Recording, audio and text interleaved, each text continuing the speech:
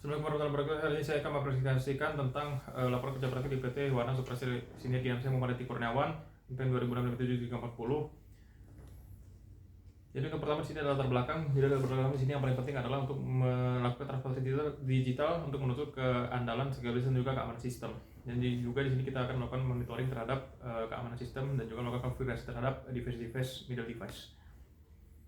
Kemudian di sini ada tujuan kerja praktik. Jadi tujuan kerja praktik sini yang paling utama adalah untuk memperoleh SKS sebagai bagian dari persyaratan untuk melaksanakan seminar skripsi dan juga menemukan kesiapan dalam menghadapi dinamika perubahan dunia kerja. Kemudian di sini ada waktu dan pelaksanaan. Jadi merupakan kantor PT Pelindung Terminal Peti Kemas. Ini merupakan kantor WSS. Periodenya adalah 10 Juli sampai 24 Agustus 2023 atau 34 hari.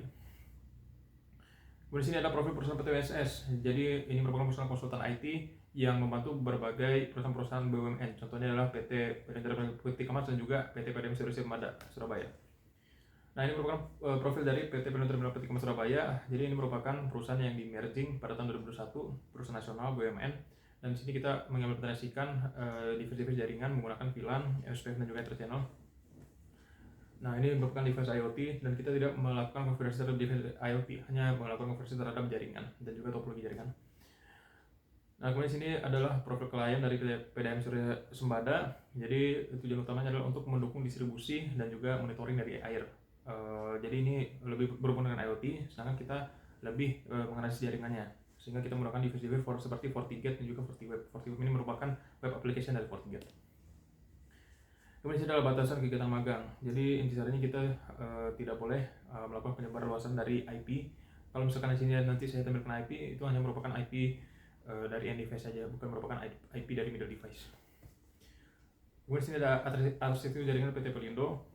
Kita melakukan routing OSPF, biasanya area 0 itu untuk backbone dan juga melakukan network channel atau meningkatkan bandwidth, dan juga melakukan pencegahan dari malware dengan memasang firewall dan juga melakukan pencegahan looping dengan menggunakan STP dan MSTP supaya routing paket data itu dapat langsung terakses secara cepat. Kemudian di sini ada arsitektur dari PT Jaringan Pelindo. Sini kita dapat melihat tidak ada yang menggunakan router, hanya menggunakan router di sini. Biasanya yang menggunakan router ini untuk melakukan akses yang lebih cepat ke pusat. Kita lihat bahwa pusatnya juga masih menggunakan switch. Jadi untuk router di sini kita implementasikan dengan multi layer switch. Alasannya adalah untuk menghemat biaya, karena kalau menggunakan router itu biayanya kadang lebih mahal. Dan kita dapat melihat bahwasanya di setiap node, akar node yang di sini itu menggunakan Ether channel. Karena di sini ada Ether channel, artinya penggunaan bandwidth di sini pasti lebih besar. Jadi seperti itu. Dan di sini kita dapat ada yang menggunakan Ether channel lebih banyak tempat. Biasanya ini gedung lama ini biasanya digunakan untuk ruang tunggu, karena di dalam ruang tunggu itu banyak orang, makanya kita menggunakan bandwidth yang besar sini, seperti itu. Nah, di sini ada perangkat jaringan utama yang saya konfigurasi itu hanya berkisar di daerah sini aja. Ini merupakan server-server yang ada di dalam ruangan IT. Kemudian di sini ada switch, di sini juga ada perang, dan ini juga kita konfigurasi untuk pusatnya. Jadi kita sudah mau konfigurasi sampai ke pusatnya. Ini ada AP atau access point. Jadi access point ini dipasang untuk akses internet dari setiap end user. Nah, di sini kita juga dapat melihat IP dari access point-nya di dashboard-nya. Nah, kemudian perangkat jaringan utama masih sama kayak yang tadi. Nah, ini ada VLAN. Ya, intisarinya penggunaan VLAN ini adalah untuk segmentasi jaringan. Jadi untuk jaringan saya itu menggunakan VLAN 40 untuk ruangan IT, kemudian VLAN 10 ini untuk ruangan staff, VLAN 20 ini untuk ruangan server, masih ada di dalam ruangan saya. Di sini kita juga mengimplementasi interVLAN perang juga. Perang itu nanti digunakan di switch Cisco, nanti ada gambarnya. Kemudian di sini ada OSPF routing dinamis. Alasan menggunakan routing dinamis karena ini lebih cepat, tidak melakukan konfigurasi satu persatu secara hardcode, secara manual. Ether channel ya untuk agregasi link, intisarinya untuk meningkatkan kecepatan bandwidth. Kalau misalkan ada 3 Ether channel, artinya 3 kali lebih cepat bandwidthnya, karena kita menggabungkan 3 link secara sekaligus menjadi satu. Nah, ini spanning tree protokol untuk mencegah loop. Jadi kita menggunakan branch ID yang paling terendah, ini untuk root branch-nya. Nah, kemudian sini ini contohnya. dari device Cisco, kita dapat melihat di sini berapa persen bandwidth yang sudah diutilisasi, 4%, 0%. Jadi pencegahan loop itu sebenarnya intisannya adalah pada konfigurasi di masing-masing portnya. Di sini juga ada VLAN aksesnya, ada VLAN terang, ada VLAN terang dan VLAN akses saja gitu. Kalau terang ini biasanya lebih diprioritaskan. Kemudian sini ada next generation firewall, FortiGate.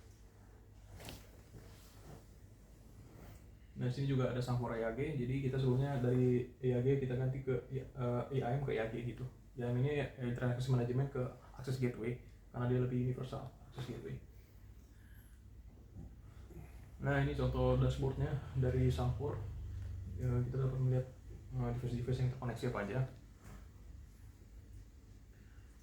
Untuk manajemen bandwidthnya di sini contohnya nanti kita ada studi kasus untuk VLAN 71.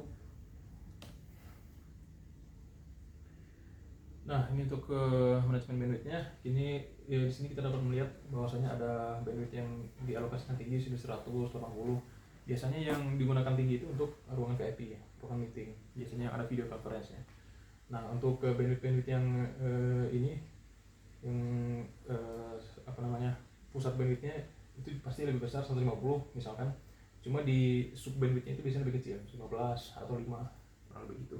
Ini upload ini download. Nah ya, autentifikasi pengguna, jadi tujuannya adalah agar tidak semua user itu bisa mengakses jaringan tertentu karena nanti bandwidthnya bentrok. Kemudian di sini ada ancaman cyber, contohnya di sini ada WTR Exus, transportnya 1, artinya dia merupakan malware. Jadi di Sanfor sama di FortiGate itu dia akan mencegah ini akan memblacklist website seperti ini.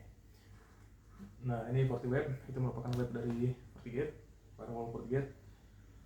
Nah ini contoh dashboardnya. Monitoring. Nah contoh monitoring seperti ini, kita dapat melihat IP aja apa saja yang terkoneksi. Nah untuk troubleshooting seperti ini, kita dapat melihat di sini severity-nya, tingkat severity kalau yang paling parah seperti ini, biasanya langsung di blacklist, langsung di block. Namun ada juga yang di block meskipun kecil. Nah kalau misalkan ada yang di block seperti ini, kita nanti dapat mengkonfigurasi kalau misalkan itu aman, kita dapat unblocknya secara manual seperti itu. Ini di FortiGate-nya. Nah ini juga kita dapat melihat dari negara mana, terus IP-nya apa, di source-nya, connection-nya ini ke server mana gitu. Nah ini contoh proses infeksi Farid. Jadi proses infeksi Farid ini kalau misalkan kita mengirimkan paket, kemudian PC yang terinfeksi Farid ini dia akan melakukan fast send HTTPS. Jadi seakan-akan ini merupakan website yang legal, padahal ini bukan merupakan website yang legal. Jadi kita seakan ditipu, sedangkan website ini mengandung malware, kurang lebih.